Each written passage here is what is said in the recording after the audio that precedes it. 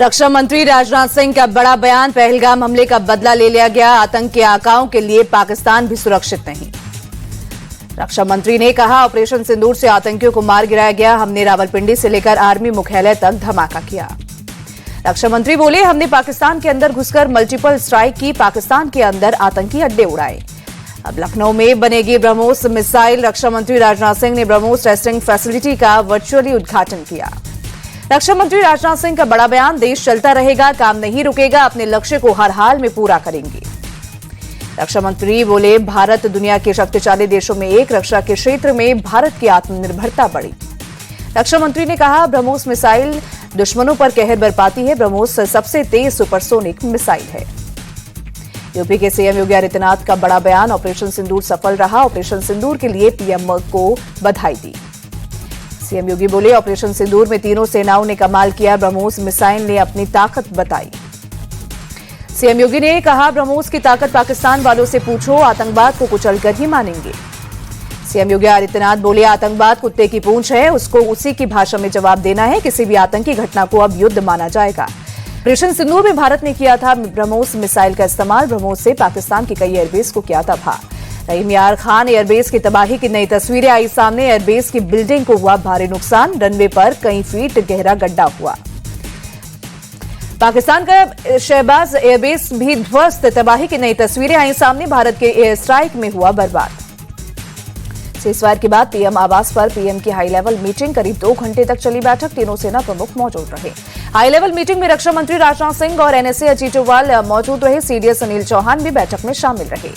Operation सिंदूर को लेकर वायुसेना का बड़ा बयान, कहा, पाकिस्तान के खिलाफ ऑपरेशन सिंदूर अभी जारी है। हमने तय लक्ष्य को हासिल किया, सटीक और पेशेवर तरीके से काम पूरा हुआ। वायुसेना ने कहा, अटकलों और भ्रामक जानकारियों से बचे, सही समय पर ऑपरेशन की पूरी जानकारी देंगे। भारत पाकिस्तान में हुए सीजफायर के बाद अमेरिका के राष्ट्रपति ट्रंप का बयान, बोले, भारत के ताकतवर नेतृत्व पर गर्व, युद्ध न रुकता तो कई लोगों की जान जा सकती थी। राष्ट्रपति ट्रंप बोले, मैं भारत के साथ ट्रेड बढ़ाने चाह रहा हूं, कश्मीर मुद्दे के समाधान की भी कोशिश करूंगा। अमेरिका के विदेश मंत्री मार्को रूबियो बोले, सीजफायर के लिए पिछले 48 घंटों में भारत पाकिस्तान के पीएम और सीनियर अधिकारियों से बात की। मार्को रूबियो ने भारत और पाकिस्तान के पीएम की सराहना की, कहा, शांति का रास्ता चुनने के लिए दोनों ने विवेक का इस्तेमाल किया। संयुक्त राष्ट्र के महासचिव ने भारत पाकिस्तान के बीच युद्ध विराम का स्वागत किया। आतंक के खिलाफ भारत की नई युद्ध नीति, किसी भी आतंकी हमले को युद्ध माना जाएगा। भारत सरकार ने किया साफ, आतंकी हमले का जवाब अब युद्ध की तरह ही दिया जाएगा। एक्ट ऑफ टेरर अब एक्ट ऑफ वॉर ट्रीट किया जाएगा। फायर के बाद पहली सुबह बॉर्डर पर रही शांति। जम्मू कश्मीर से पंजाब और राजस्थान से लेकर गुजरात बॉर्डर तक पूरी रात कोई गोलीबारी की खबर नहीं। सेना के आधिकारिक सूत्रों के मुताबिक बीती रात 11 बजे के बाद से एलओसी और अंतर्राष्ट्रीय सीमा पर 1-2 जगह छोड़ कोई ड्रोन नहीं दिखा, सीजफायर भी नहीं टूटा। जम्मू कश्मीर के राजौरी में स्थिति सामान्य, किसी तरह की कोई फायरिंग की सूचना नहीं, पाकिस्तानी ड्रोन भी नहीं दिखे। सीजफायर के बाद पुंछ में भी सामान्य स्थिति नजर आई। बीती रात किसी सीमा पार से कोई फायरिंग नहीं हुई। श्रीनगर में सुबह सुबह स्थिति सामान्य दिखी, किसी तरह की कोई फायरिंग की खबर नहीं। कई दिन तक और दिन बाद पहली बार रात भर फायरिंग शेलिंग नहीं हुई। जम्मू कश्मीर के उरी में हालात हुए सामान्य, इलाके में शांति का माहौल। सीजफायर के बाद सीमा पार से कोई गोलीबारी नहीं हुई। कुपवाड़ा में हालात सामान्य हुए। बीती रात सीमा पार से नहीं हुआ सीजफायर का उल्लंघन। अखनूर में सामान्य हुई स्थिति, सीमा पार से कोई गोलीबारी नहीं हुई, किसी तरह का ड्रोन भी नहीं दिखा। सीजफायर के बाद मेंढर में भी सामान्य स्थिति नजर आई। बीती रात किसी तरह की कोई गोलीबारी नहीं हुई, ड्रोन भी नहीं दिखे। जम्मू में अभी स्थिति सामान्य, कोई भी ड्रोन और ब्लास्ट की आवाजें अब सुनाई नहीं दे रही। पंजाब के पठानकोट में भी शांति का माहौल, स्थिति सामान्य, रात में किसी ड्रोन या गोलीबारी होने की खबर नहीं। सीजफायर के बाद पंजाब के फिरोजपुर में भी शांति का माहौल, स्थिति सामान्य हुई, रात में किसी तरह की कोई गोलीबारी या ड्रोन नहीं दिखा। फिरोजपुर में ब्लैकआउट हुआ खत्म, बिजली सेवा बहाल हुई। फिलहाल स्थिति सामान्य, प्रशासन ने लोगों को एहतियातन के तौर पर सतर्क रहने को कहा। अमृतसर में भी सामान्य हुए हालात, कामकाज पर वापस लौटे लोग, सभी बाजार भी खुले। पंजाब के जालंधर में शांति का माहौल, सीजफायर के बाद सामान्य हुए हालात, बीती रात नहीं हुई कोई गोलीबारी। बाड़मेर में स्थिति सामान्य, सभी बाजार दोबारा खुले। कल प्रशासन ने भारत पाक में बढ़ते तनाव के चलते किए थे बंद। श्रीगंगानगर में सभी बाजार खुले, प्रशासन ने जारी किया आदेश। सीजफायर के बाद स्थिति हुई सामान्य। सीजफायर के बाद गुजरात में हालात सामान्य, भुज में मार्केट पूरी तरह से खुले, लोग बिना खौफ के घरों से बाहर निकल रहे हैं। भुज के लोगों ने सेना और सरकार पर जताया भरोसा, बोले, पाकिस्तान का भरोसा नहीं, हमेशा वादा तोड़ता है। जब तक सेना और पीएम मोदी है, हमें किसी का डर नहीं। जैसलमेर के भागों में डिफ्यूज की गई पाकिस्तानी मिसाइल आर्मी के जवानों ने सुरक्षित डिफ्यूज किया, वीडियो आया सामने। जम्मू पहुंचे LG Manoj Sinha, BSF inspector को दी श्रद्धांजलि। मोहम्मद इम्तियाज पाकिस्तान की गोलीबारी में शहीद हुए थे। कांग्रेस नेता राहुल गांधी और मल्लिकार्जुन खड़गे ने पीएम मोदी को लिखी चिट्ठी, ऑपरेशन सिंदूर और सीजफायर पर संसद का विशेष सत्र बुलाने की मांग। लेटर में अमेरिकी राष्ट्रपति के बयान का भी जिक्र। सीजफायर पर बोले कांग्रेस नेता सचिन पायलट, मध्यस्थता के लिए तीसरे देश की जरूरत क्यों? पीओके भारत का हिस्सा है, उस पर कोई समझौता नहीं। सीजफायर पर कांग्रेस नेता सुप्रिया श्रीनेत का बयान, पाकिस्तान पर विश्वास नहीं किया जा सकता। कांग्रेस की मांग है कि संसद का विशेष सत्र बुलाया जाएगा। कश्मीर मामले में ट्रंप की मध्यस्थता वाले बयान पर शिवसेना उद्धव गुट की नेता प्रियंका चतुर्वेदी बोली, कश्मीर मामले में किसी तीसरे देश की मध्यस्थता जरूरत नहीं। ट्रंप की मध्यस्थता वाले पोस्ट पर आरजेडी नेता मनोज झा का बयान, मध्यस्थता के लिए तीसरे देश की जरूरत नहीं, सरकार की ओर से प्रतिकार होना चाहिए।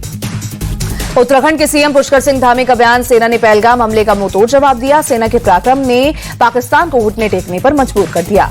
पाकिस्तान को लेकर राजस्थान सीएम दिया कुमारी बोली, सेना ने पाकिस्तान को मुंहतोड़ जवाब दिया, पूरी दुनिया ने भारत की शक्ति देखी। सीजफायर को लेकर महाराष्ट्र के डिप्टी सीएम एकनाथ शिंदे बोले, भारत हमेशा अपनी प्रतिबद्धता पूरा करता है और पाक जानता है कि अगर वो हमसे लड़ेगा तो हार जाएगा।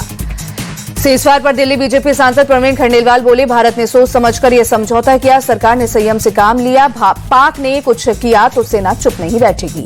जम्मू कश्मीर के सीएम उमर अब्दुल्ला ने सीजफायर का स्वागत किया, कहा अब हमारी जिम्मेदारी है नुकसान का जायजा लें और उसकी भरपाई करें। उमर अब्दुल्ला बोले, सीजफायर 2-3 दिन पहले हो जाता तो इतने जाने नहीं जाती, पीड़ित परिवार के गम में शरीक होकर राहत पहुंचाने का काम करेंगे। एनसी चीफ फारूक अब्दुल्ला का बयान, अब पाकिस्तान की जिम्मेदारी है क्रॉस बॉर्डर टेररिज्म रोके और भारत को भरोसे मिले। युद्ध विराम का रास्ता चुनने के लिए पीडीपी चीफ महबूबा मुफ्ती ने भारत पाकिस्तान के पीएम की सराहना की, कहा युद्ध से सबसे ज्यादा जम्मू कश्मीर के लोग प्रभावित होते हैं। कांग्रेस सांसद शशि थरूर ने सीजफायर पर जताई खुशी, कहा भारत कभी भी लंबे समय तक युद्ध नहीं चाहता था। शशि थरूर बोले, आतंकियों को सबक सिखाने के लिए भारत ने स्ट्राइक किया था, आतंकियों को अच्छे से सबक सिखाया गया था। पंजाब के सीएम भगवंत मान बोले, युद्ध विराम के बावजूद हमारी तैयारी जारी रहेगी, एंटी ड्रोन सिस्टम तैनात किए जाएंगे, हम अपनी तैयारी में कोई कमी नहीं छोड़ेंगे। कर्नाटक के मंत्री प्रियंक खड़गे बोले, आतंकवाद किसी धर्म या युद्ध विराम को नहीं समझता, ये एक राष्ट्र के रूप में हमें आतंकवाद के खिलाफ तैयारी रखनी चाहिए। सीजफायर पर बोले सपा चीफ अखिलेश यादव, शांति सर्वोपरि है और संप्रभुता भी। एमपी के सीएम मोहन यादव ने सीजफायर को भारत की जीत बताया, कहा भारत सरकार जो भी निर्णय लेगी सब सही है। सीपीआईएम ने सीजफायर का स्वागत किया, कहा आगे टेंशन ना हो इसके लिए कदम उठाए जाने चाहिए। पहलगाम अटैक में मारे गए शुभम द्विवेदी की पत्नी का बयान, कहा हमें अपनी सेना पर पूरा भरोसा, आतंकवाद को कभी बर्दाश्त नहीं करेगा भारत। पाकिस्तान को असदुद्दीन ओवैसी की खरी, कहा आतंकी गतिविधियां छिपाने के लिए इस्लाम का मुखौटा इस्तेमाल करता है पाकिस्तान।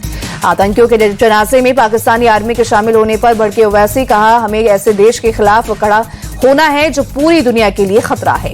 पाकिस्तान को लेकर केंद्रीय मंत्री गजेंद्र सिंह शेखावत बोले, सेना ने पाकिस्तान को मुंहतोड़ जवाब दिया, आतंकवाद को खत्म करने के लिए सरकार प्रतिबद्ध। ऑपरेशन सिंदूर पर अमिताभ बच्चन का पोस्ट, सेना के पराक्रम की तारीफ की, पहलगाम हमले के आतंकियों को बुज़दिल और राक्षस बताया।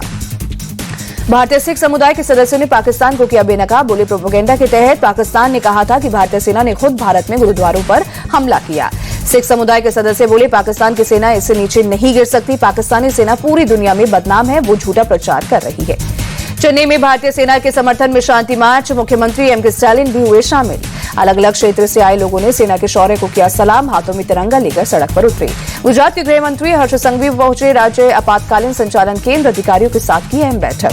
हर्ष संघवी ने मौजूदा हालात पर की चर्चा, अधिकारियों को दिए जरूरी दिशा निर्देश। दिल्ली में उपराज्यपाल के आवास पर सर्वधर्म प्रार्थना सभा का आयोजन, सुरक्षा बलों के समर्थन में कार्यक्रम। मुख्यमंत्री रेखा गुप्ता ने सभा को किया संबोधित, बोली पूरी दिल्ली और पूरा देश सेना के साथ एकजुट है। गोवा सीएम प्रमोद सावंत ने सांकली में जनता दरबार लगाया, एक एक कर लोगों की समस्याएं भी सुनी। उज्जैन पहुंचे मुख्यमंत्री देवेंद्र फडणवीस ने महाकालेश्वर मंदिर में की पूजा अर्चना, बाबा महाकाल का लिया आशीर्वाद। देवेंद्र फडणवीस ने कहा, मैंने देश के लिए प्रार्थना की और देश पीएम के नेतृत्व में प्रगति कर रहा है। उज्जैन के महाकाल मंदिर में भस्म आरती हुई, बड़ी संख्या में शामिल हुए श्रद्धालु।